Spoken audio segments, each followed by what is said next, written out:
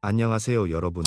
오늘 밤 우리는 아주 조용하고 은근하게 다가오는 이야기 하나를 꺼내보려고 합니다. 지금 이 순간에도 당신의 몸 어딘가에서는 작은 신호가 깜빡이고 있을지 모릅니다. 방금 전 누웠을 때보다 머리가 더 무겁게 느껴지고 이유 없이 심장이 살짝 빨리 뛰는 것 같고 왜 또 이 시간이야? 하는 생각이 문득 스쳐 지나가는 바로 그 순간들 말이죠. 당신은 살아남지 못할 수도 있습니다. 만약 이 신호를 무시한다면 말입니다. 그러니 편안한 자세를 취하기 전에 잠시 시간을 내어 좋아요와 구독을 눌러주세요. 단, 제가 하는 이야기가 정말 마음에 드실 때만요.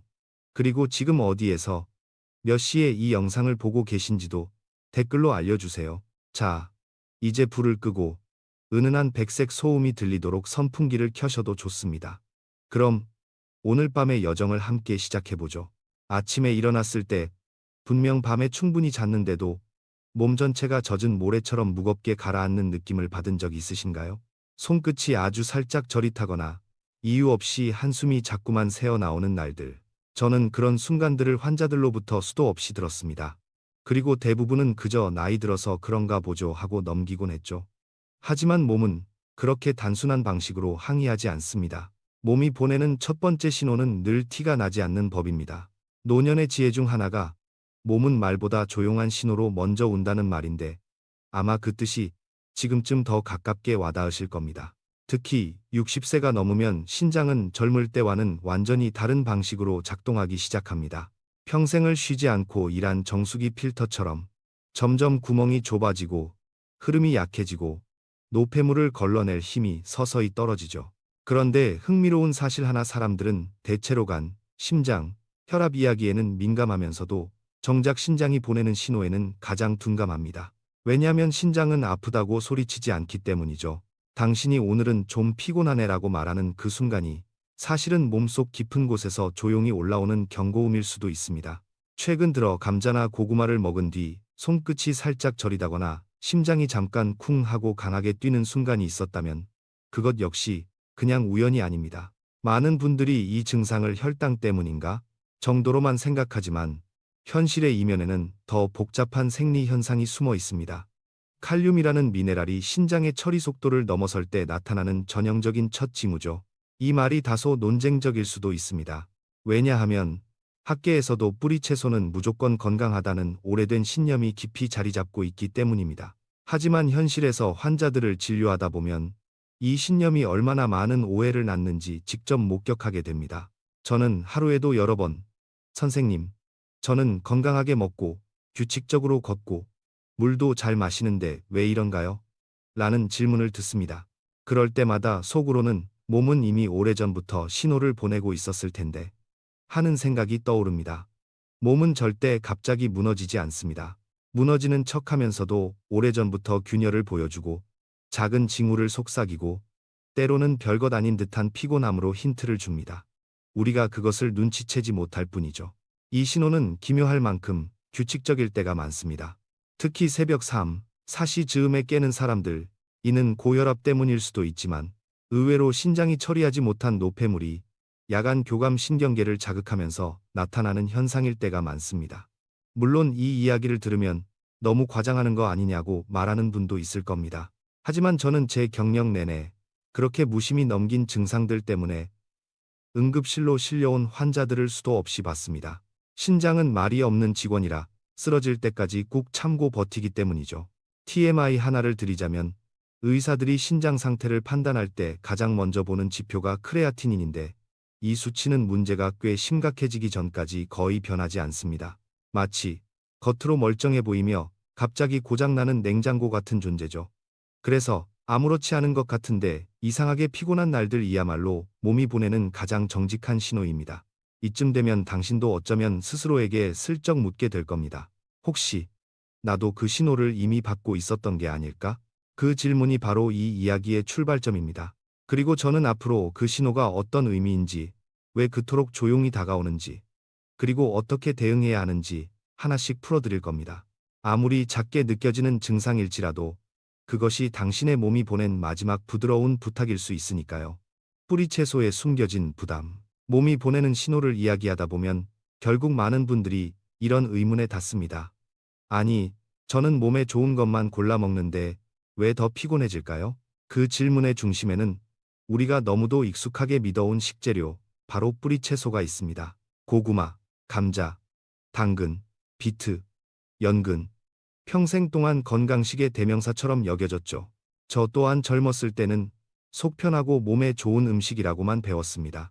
그런데 30년 넘게 환자들을 진료하다 보니 이 순한 얼굴의 뿌리 채소들이 은근히 나이든 신장에게 부담을 주는 장면을 너무 많이 목격하게 되었습니다. 뿌리 채소가 위험한 이유는 아주 단순합니다.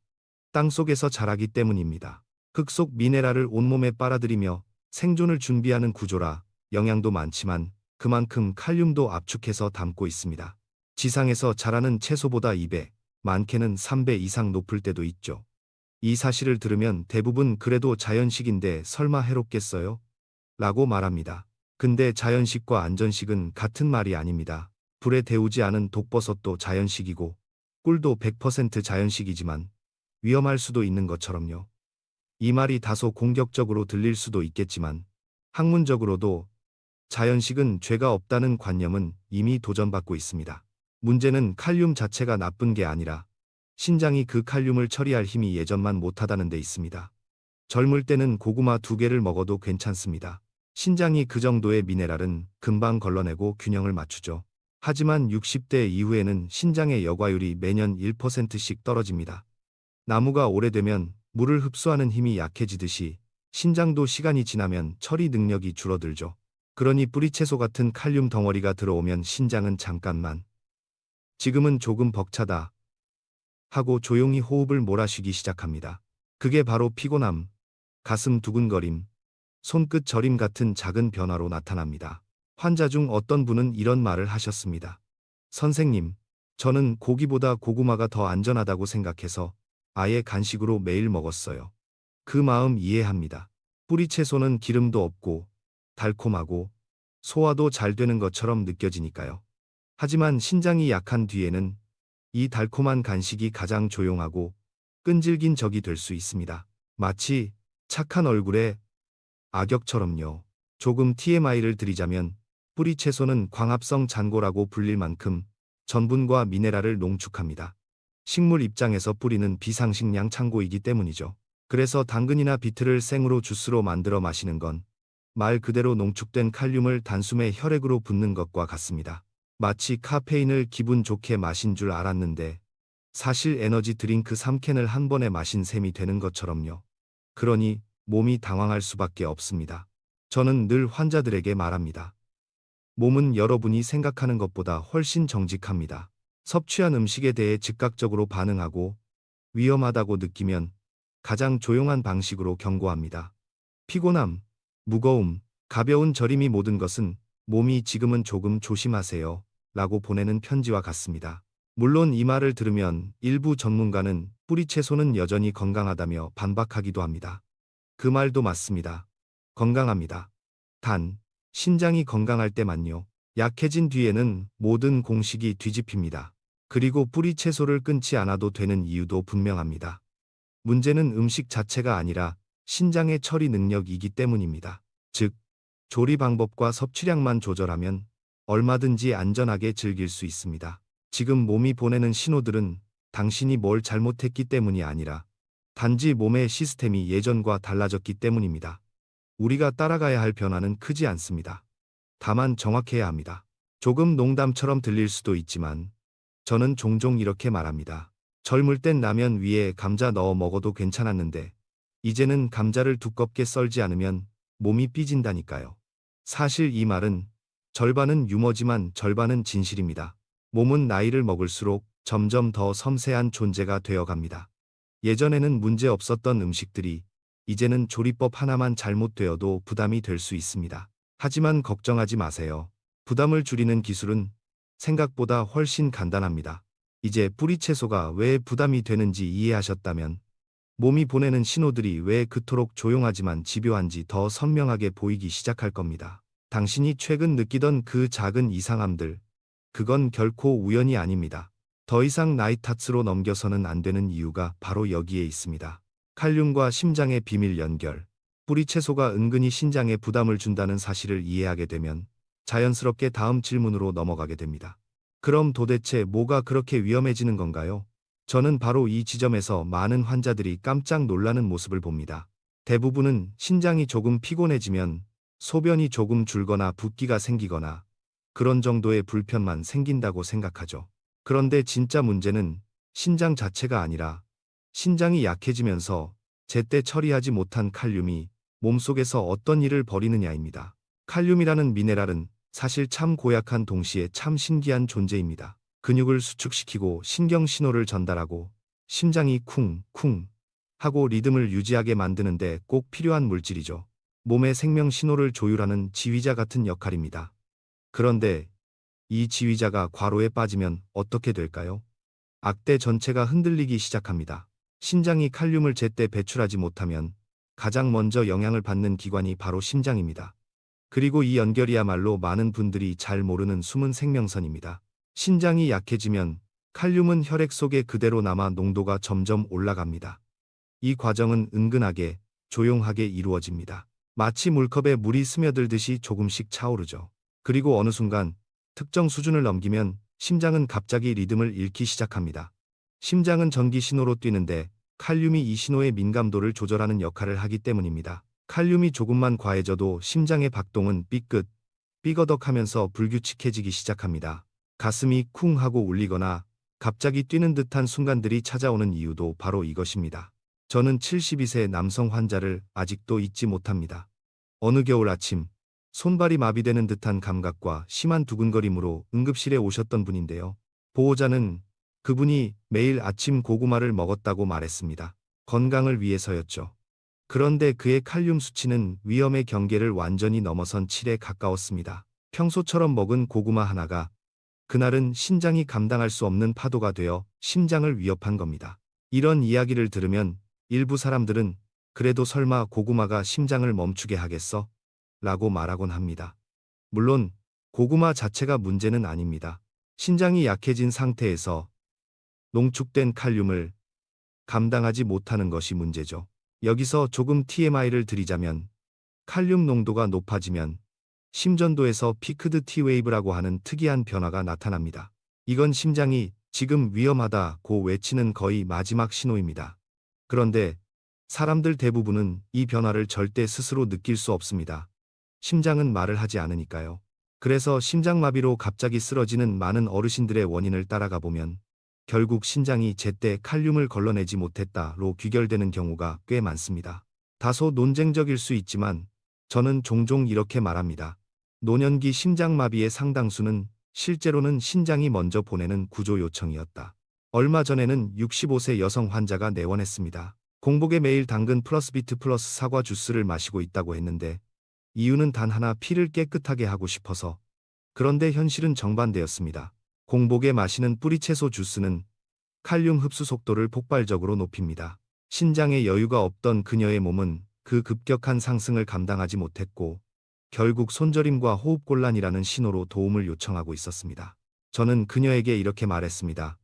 몸은 거짓말을 하지 않습니다. 우리가 그 언어를 아직 잘 모를 뿐입니다. 여기서 잠깐 농담 하나 드리자면 제 지인 중 한 명이 이런 말을 하더군요. 내 몸은 알람도 없이 고장 나는데 핸드폰은 5%만 돼도 경고를 주네. 웃자고 하는 말이지만 신장이 주는 신호가 얼마나 은근하고 조용한지 아주 잘 보여주는 말이기도 합니다. 자, 다시 본론으로 돌아오죠. 칼륨이 높아지면 몸에서 가장 먼저 무너지는 것은 안정감입니다. 숨이 약간 답답하고 가슴이 묵직하고 이유 없는 불안감이 생기는 경험을 해본 적이 있을 겁니다. 많은 분들이 빈혈인가? 스트레스 때문에 그러나? 라고 생각하지만 실제로는 칼륨 농도가 살짝 올라갔을 때 가장 흔히 나타나는 현상입니다.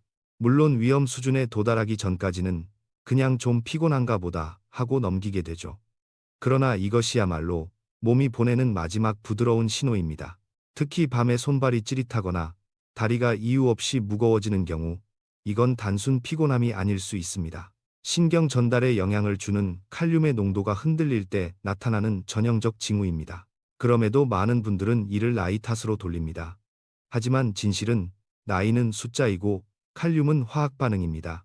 숫자는 변명할 수 있지만 화학 반응은 변명하지 않습니다. 그리고 이쯤 되면 몸이 왜 그토록 조용하게 신호를 보내는지 이해하게 됩니다. 신장은 마지막 순간까지도 말을 아끼는 기관입니다. 그래서 우리가 먼저 알아들어야 합니다. 신장의 언어는 소리도, 통증도, 붓기도 아닌 작고 이상한 감각들입니다. 이제 칼륨이 어떻게 심장을 흔드는지 이해하셨다면 그 다음 단계로 넘어갈 준비가 되셨습니다. 몸이 보내는 신호는 분명합니다. 위험은 갑자기 오지 않습니다.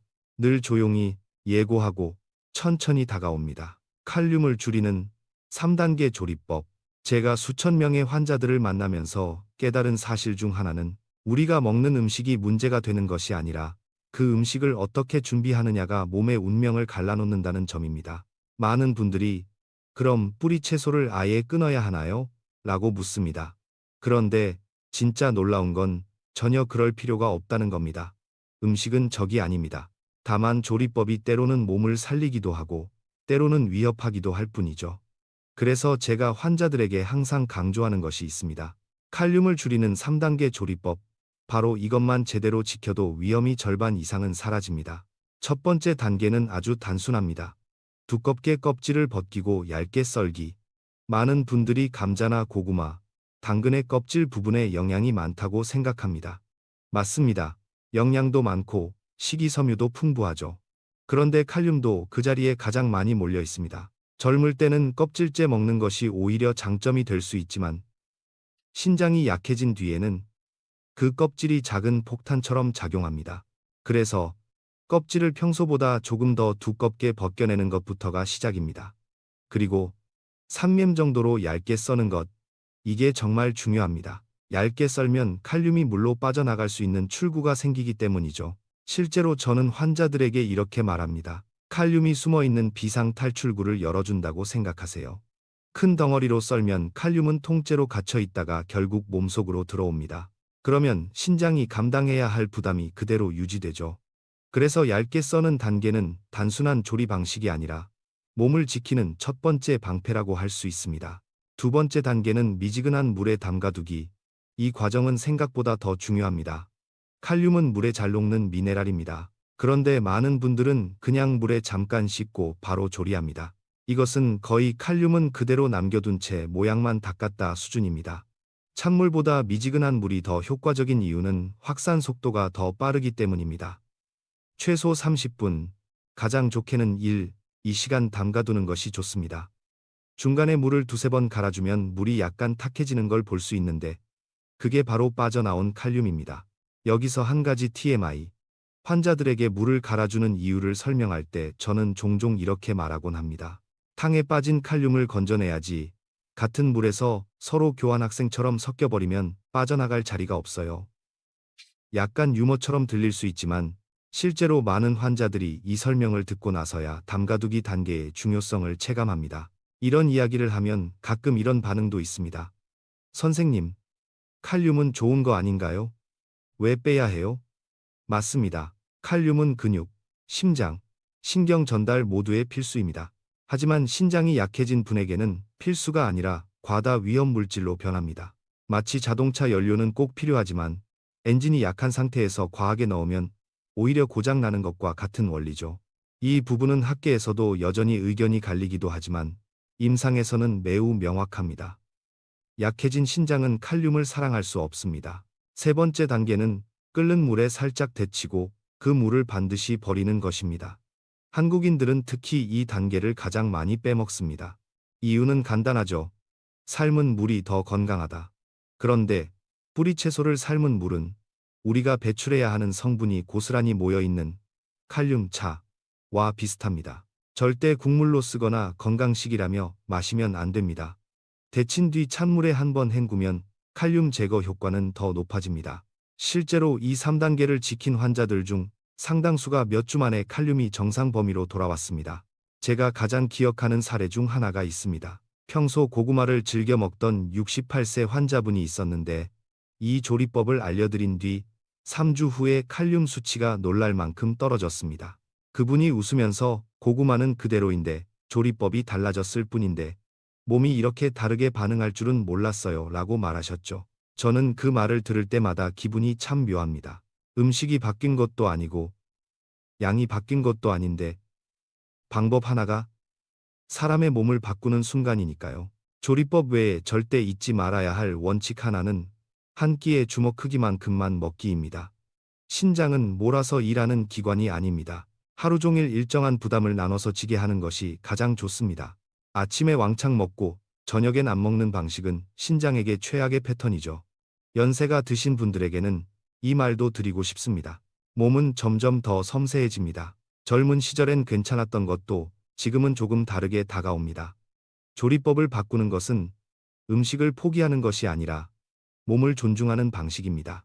그리고 정말 다행인 사실은 이 모든 변화가 어렵지 않다는 것입니다. 그저 칼륨이 빠져나올 시간을 주고 형태를 바꾸고 물을 버리고 양을 조금 줄이는 것.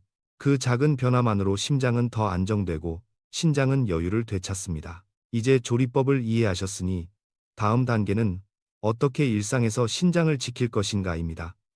몸은 우리가 생각하는 것보다 훨씬 더 친절합니다. 우리가 바른 방법으로 대해주면 몸은 늘 조용히 그 보답을 돌려줍니다. 신장을 지키는 생활 지혜들, 조리법을 바꾸는 것만으로도 몸이 얼마나 빠르게 반응하는지 경험한 환자들은 하나같이 놀라워합니다. 음식의 종류가 아니라 방법 하나가 몸 전체의 균형을 되돌린다는 사실. 이건 누구나 직접 체험하기 전엔 잘 믿지 않는 진실이죠. 저는 오늘도 환자들을 보며 깨닫습니다. 사람들의 문제는 건강하지 않아서가 아니라 몸이 보내는 신호를 읽는 법을 모른다는 데 있습니다. 그리고 이 신호를 어떻게 받아들이고 생활 속에서 어떤 선택을 하느냐가 신장의 향후 몇 년, 아니 어쩌면 남은 인생을 결정합니다. 제가 한 환자를 떠올려 봅니다. 67세 김명자 씨.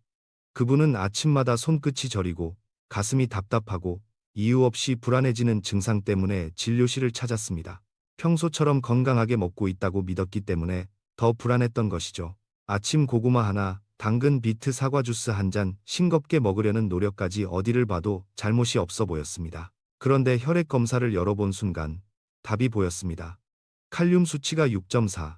그분의 신장은 조용히 무너지고 있었고 몸은 이미 여러 번 경고를 보냈지만 그 경고들은 피곤하네, 나이 탓인가라는 말 아래 묻혀 있었습니다. 저는 그녀에게 조리법 3단계를 알려드렸고 무엇보다 공복 뿌리 채소 주스를 절대 마시지 말라고 했습니다. 대신 양파와 물을 식탁에 매일 올리라고 부탁했죠. 양파는 신장의 압력을 낮추고 미세 혈관을 지키는 데 좋고 무는 수분 함량이 높아 칼륨 농도를 안정시키며 소화를 돕습니다. 이 두 채소는 고령층에서 거의 부작용 없이 사용할 수 있는 자연의 선물입니다. 그녀가 3주 뒤 다시 병원에 왔습니다. 그분의 얼굴을 아직도 생생하게 기억합니다. 이전의 긴장된 표정은 사라지고 눈빛엔 안도감이 가득했습니다. 선생님, 요즘은 아침에 손저림이 없어요. 가슴도 답답하지 않고요.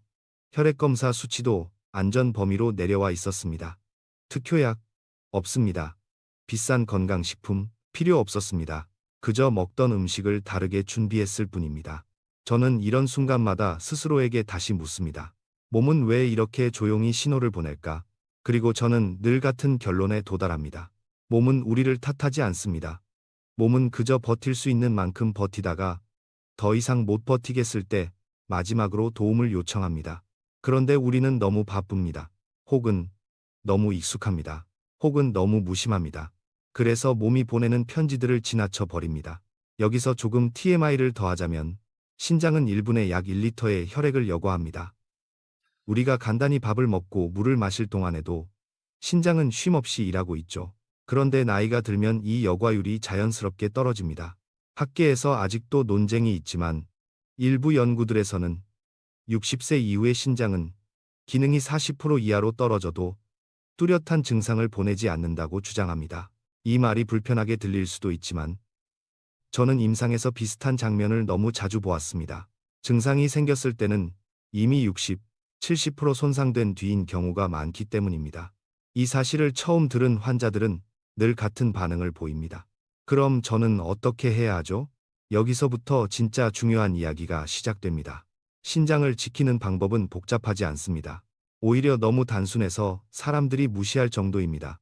하루에 물을 조금씩 천천히 나눠 마시고 뿌리 채소를 먹을 때는 조리법을 바꾸고 한 끼에 주먹만큼만 먹고 소금을 줄이고 단백질은 적당히 유지하고 무와 양파 같은 안정적인 채소를 곁들이고 세상에 거창한 비법은 없습니다.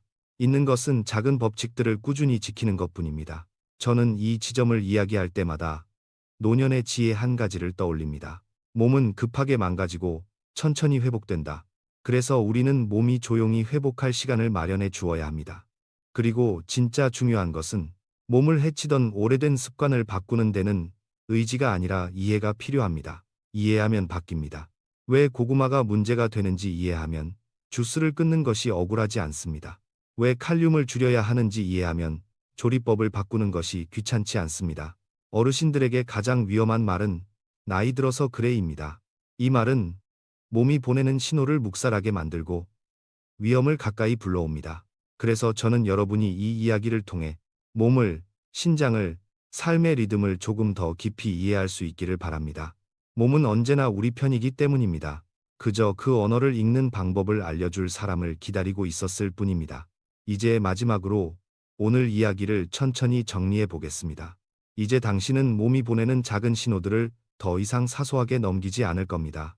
오늘의 이야기가 길고 조용한 물결처럼 당신의 하루 끝에 스며들었기를 바랍니다. 신장은 소리 없는 기관이지만 그 침묵 속에는 수십 년을 함께한 충실한 동반자의 목소리가 들어 있습니다. 그 동반자가 잠시 쉬고 싶어 할 때 우리가 할 수 있는 일은 그저 천천히 부드럽게 일상의 리듬을 조절해 주는 것입니다. 오늘 밤 당신의 심장은 조금 더 규칙적으로 뛰고 호흡은 조금 더 깊어지고 몸은 조금 더 가벼워지기를 바랍니다. 지금 이 순간처럼 조용한 시간에 몸은 회복하고 치유하는 일을 가장 잘 해내니까요. 혹시 지금 당신이 누워있는 방 안에 은은한 바람 소리나 기계의 낮은 웅웅거림이 들린다면 그 소리에 몸을 맡기고 천천히 눈을 감아도 좋습니다. 당신의 신장은 오늘부터 더 편안한 하루를 준비하게 될 겁니다. 오늘 이야기를 끝까지 들어주셔서 진심으로 감사드립니다. 이 시간이 당신의 건강에 작은 전환점이 되길 바라며 지금 이 온기가 오래도록 머무르기를 바랍니다.